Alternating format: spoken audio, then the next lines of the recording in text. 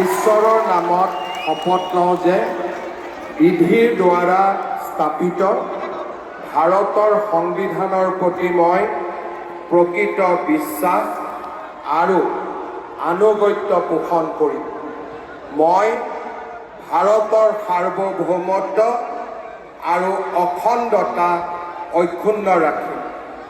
মই অসমৰ মুখ্যমন্ত্ৰী হিচাপে মোৰ কৰ্তব্য বিশ্বস্ততাৰে আৰু শুদ্ধ অন্তঃকৰণেৰে সম্পাদন কৰিম আৰু মই ভয় বা পক্ষপাত, অনুৰাগ বা বিদ্বেষ নোহোৱাকৈ সংবিধান আৰু আইন অনুসাৰে সকলো শ্ৰেণীৰ লোকৰ প্ৰতি ন্যায় আচৰণ কৰিম।